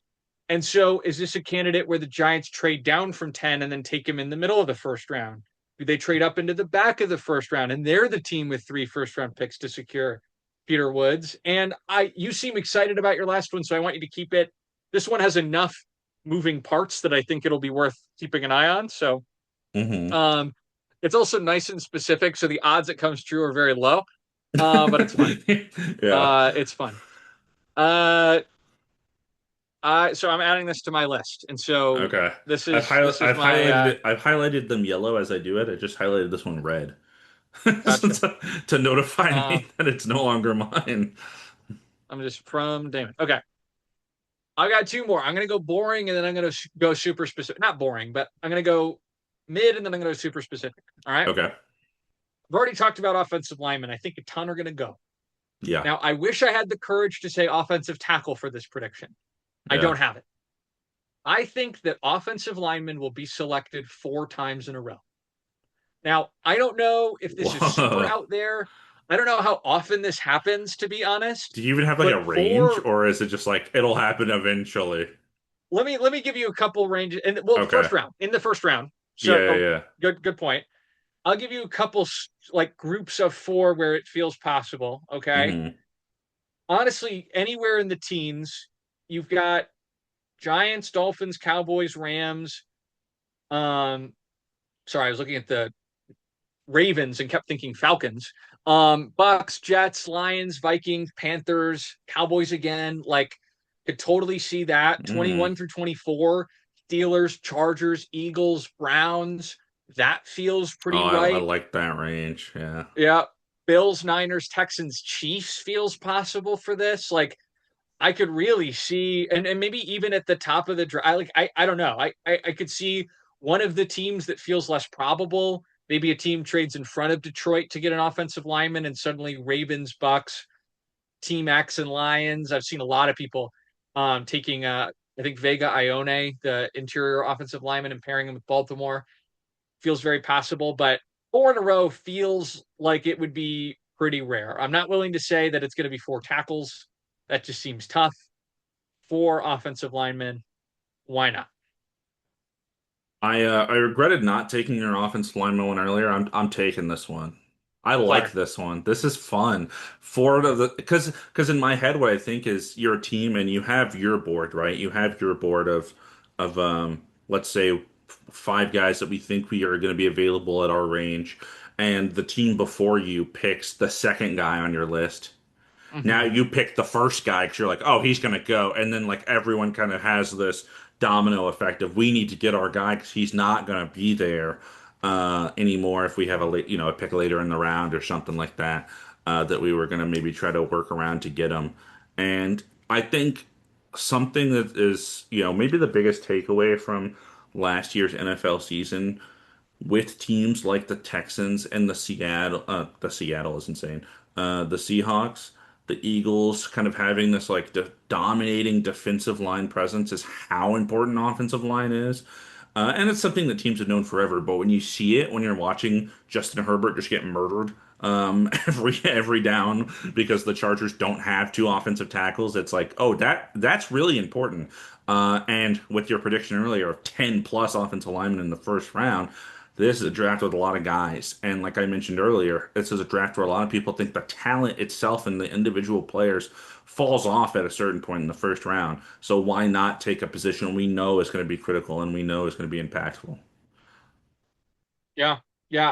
I think that it's to your point. I think especially I mentioned earlier the idea that it's going to be like a very pick your poison type of draft. That jockeying, I think, is what could potentially set this up. Um, Yeah. and if there's a moment where three have been taken in a row, it'll give you something to think about. So yes, you are. I've highlighted it in red. That is all you. Um, it's a fun one, but I am okay parting with I it like because it. Yeah, I like it though. It's good. all right, I want to hear this wacky one. I'm excited for this. It's so wacky and so specific. And it's about a team that you just mentioned, the Falcons. Oh God. Oh yeah, the Falcons. They're rebuilding, I think. They have a mostly young players. Who is not young on the Falcons?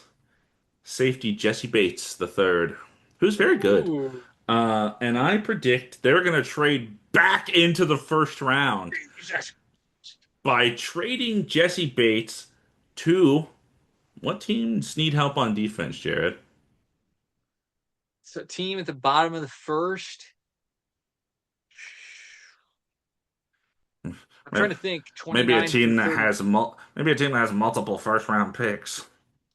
I'm thinking Kansas City. No, I listed the Cowboys. I think 12 is too high. I don't think 20 is that high, and especially if there's other stuff. If it's Jesse Bates and a third, you know what I mean? There's some other d things in this package. But the And this Cowboys, would be using their second rounder plus Jesse Bates and a third or something. yeah, This Jesse isn't Bates straight and for a 20. something Okay. for that was just the core of the deal. It's the first round Okay. pick Yeah, yeah, and yeah. the safety. Because and why the Cowboys? Because Jerry Jones is insane enough to be like, yeah, man, we're a win now. Like we need to, our defense was bad and we need to get a guy in here. I know that name. I think that guy's good. I mean, he got two first round picks. Send one of them out. We don't need it. He's just that guy to do something like that. Where you look at the trade and you're like, I don't know, like 29-year-old Jesse Bates, is he going to be that good for that much longer? But he has been a very good safety in his career. The Falcons are on the younger side. They don't have a first round pick. They want a first round pick because there's maybe a guy or two they like. So they trade back into the first round by giving up probably the best player on their defense. But the Cowboys really need anyone in the secondary, basically. So I think that would be fun and exciting and a big help. I like it. I think I'll tell you my last one. It's funny because it's a very similar conversation to this actually. Yeah. And I was like, God, could the Falcons do some bullshit? And I was like, God, there's just like not again, right? Like there's no way. But oh my God, the idea of like the one good part, like one of the few really like lockdown solid players of their team being sent away for a wish and like some guy at 20, like they're gonna do that and then they would take a guy who you're like they could have had him at like 30, like Yeah, why did they, yeah, yeah. because they probably have to give up their second and Jesse Bates and they'd be like why are they mortgaging their future? The crazy thing is if they do that for Ty Simpson, right? That would be the single most Oh, that would insane. be good. We got That'd three be quarterbacks. crazy. We don't know what we're doing over here. Yeah, he can learn under Tua. Uh, yeah, that's great. I went in a very similar direction, and again, I'm listening to the Athletic Football Show. I think they were talking about a guy who I'd forgotten about, Mm, James Gladstone. mm, What a weird guy. yeah. GM of the Jaguars. They don't have a first round pick this year because they sent it for Travis Hunter, moving up 3 spots. Yep. But they have multiple third round picks because, as you said earlier, where did the Lions' third round pick go? It went to Hmm. Jacksonville as part of the move up for Isaac Tesla Yep. last year. They've got multiple thirds. They're picking pretty low in the second. But I can totally see James Gladstone deciding that there is somebody that he really likes. And so the Hmm. only team not currently picking in the first round who will end up picking in the first round will be the Jaguars with a puzzling move where they send a ton of capital to get to like pick 31 and just take somebody, right? Maybe they think Peter Woods is the missing piece to their defensive line next to Trayvon Walker and Josh Allen the third, or maybe they want to move on from Brian Thomas. Maybe they package Brian Thomas. Maybe it's their second and Brian Thomas to Kansas City at 29, and then they take Casey Concepcion or something like that. I don't know, but if there's someone who isn't a Falcons front office person who has that madness in him, I could totally see it being the Jaguars making an all in move on a maybe prospect. Yeah. I should have known that one of your picks was going to be James Gladstone doing something wacky. I feel like you were so obsessed with that idea last He year was after it totally off my happened. radar, and then I heard his name and was like, "Yeah, that guy's a weirdo." And then I Yeah, I was gonna do no teams that are picking in the first round currently will end up picking in the first round. Like only a team that is yeah. already picking would trade in. But I was like, just the Jaguars would screw with me if I picked that. So I'm picking the Jaguars. I'm banking on them effing with me a little bit. Yeah, no, I could definitely see moves being had. I think especially with the success they had last season, it almost like reinforces James Gladstone. I did a great job. We made the playoffs. We were like a clear, like, see, like I need to do some more, and not wanting to kind of just sit still. And I think at some point it'll probably become too much. But I don't think we're there yet. So I could definitely see him wanting to shake things up. It would be especially funny if he made a move for a corner or a wide receiver because that would be an implicit statement that Travis Hunter can only play one way, Yeah. which would be tough. They Uh, just the Jags in the third round select two corners. yeah. Yeah. As a Lions fan, I'm missing our third rounder right now. But Did you see that the anyway, Lions that's have it. the easiest projected schedule next year? I guess they are fourth in their division. Man, that is Uh, helpful. It's a tough blow. It's a tough blow, but it's like, oh, that won't be the case this year, right? Exactly. Yes. Okay. We've done it. We've made 20 predictions, 10 apiece. I stole your prediction that the Giants will select Peter Woods, and you stole mine that four offensive linemen will go in a row. Next time we record, we're going to be able to review these predictions because we're not waiting for the Defensive Rookie of the Year announcement in February Tough, 2027. tough. Caleb Downs is gonna, knock on wood, have like a horrific injury like week three. That'd Um, be miserable. That would be yeah. so sad. You know, this is good though. I'm putting, for our 20 total predictions today, I'm gonna put the over under at 5.5. So go ahead and wager if if you think we'll get Yeah. 1/4 of the things right. Audience member, one person that listens to this before the draft has occurred, and then you can be happy with yourself The, afterwards. the one person who listens is someone from Kalshi who's just making predictions about our podcast immediately beforehand. Um, That's the yeah, I dark, guess dark web. if you're looking at your let's do this, let's make this our last thing. If you're looking at your 10 right now, Hmm. oh, I meant to add this to the rules. It would have been super fun. Shoot. Um I was gonna make three of them like double or nothings where you're like, putting like they're 2 points, like you gotta weigh them extra. Oh, like We I'm won't like do I'm that all this in, time, yeah. but we can do that for like our awards predictions or something like that. Yeah. Um something down the line. I think having to like, put extra emphasis on a few. What are the three predictions you're looking at that you think are the most likely to happen? That is tough. Um, some of them are so specific and some of them aren't. I will say, I mean, the Jennings Dunker thing, I put drafted to a good team and then I put Chargers, Bears, 49ers, Texans at the end of the second round. It feels vague enough to be possible. Yeah. Um, so I'll put that. I will put, I don't want to be super boring. I think six wide receiver. No, actually, I don't think. I'm worried about Denzel Boston going in the first round. Um, I'll take the Chiefs taking a corner at pick 9. Okay. Probably Mansour Delane. That feels just so ripe for the taking. Although if someone like Ruben Bain or someone like that falls to 9, I could obviously see them taking him. They love guys with off the field issues over there, so that's no problem for the old Chiefs. And I'll take. Do-do-do-do-do-do. I'll take Caleb Downs top five. I'm doubling down on Caleb Downs and my love for Let's him. get, oh, you're doing some double downs. I like that. Yeah, That's fun. Okay. I'm actually really tempted to take your Peter Woods one, but I'm gonna give myself credit it's instead, I so guess. specific. But it's something about it. Just it's got some music to it. Yeah. I think I feel pretty good about Kenyon Sadiq in the top 10. Mm, I feel pretty good about at least one team picking three times. That was like the top of my list. That was just the first one that came to mind. hmm And I'll take Jermod McCoy falling out of the first. Okay. That's of like I don't really think that will happen, but it feels a little more interesting than like more than nine offensive linemen. I feel like so assured in that it's not even fun to like put extra stakes on it. So Yeah. um, take McCoy, And even if Sadiq. Jermon McCoy goes at like pick 29, it's like, okay, I was close. It's like, Yeah, yeah. he I was think there's almost a there. range. Yeah, I think if he goes after 20 and especially after 25, that will be like a meaningful Yeah.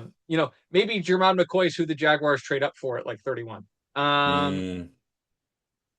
but man, this is fun. I'm excited for the draft. Any last closing thoughts, Damon, before we check out here? Last closing thoughts. I'll say to my receiver point of six receivers going in the first round, people love taking receivers high and then they just don't do anything. The two names that came to mind for some reason, because I was thinking of the Patriots and you said pick 31. Remember N'Keal Harry, I think was a first round pick for them Yeah, and has done 32. nothing. And like No, I even, think he's out of the league. you're right. And then like the Keon Coleman was a first round pick. He hasn't done like a lot of receivers get taken because people really want that good receiver, and a lot of times they don't pan out. So maybe I should have chose that one ultimately, but I'll live.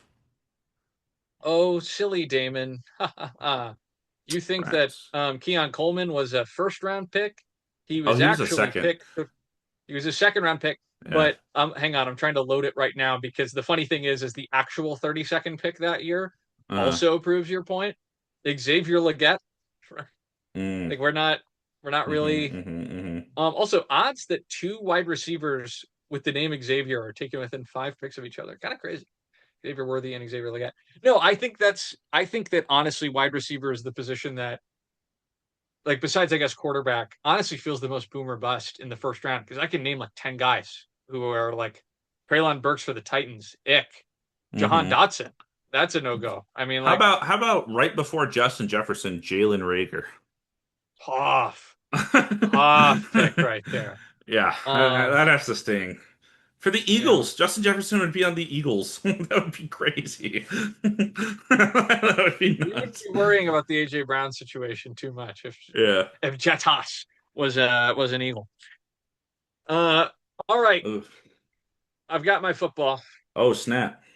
I think I'm gonna Trey smack this one for the Yeah. for the rookies. Yeah. For sure. For sure.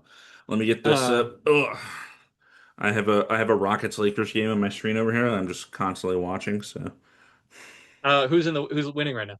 the Rockets. And now I'm watching the cheerleaders dance because it's a timeout. Fire. All right, I'm making this kick uh for Trey Smack and Matsuzawa as well. Kick is up. Oh, I didn't even see it. Where did it go? Where did it It go? didn't Oh, even get Jared. it. It landed under my screen, so I That's I tough. definitely I think it smacked right into the crossbar. No good.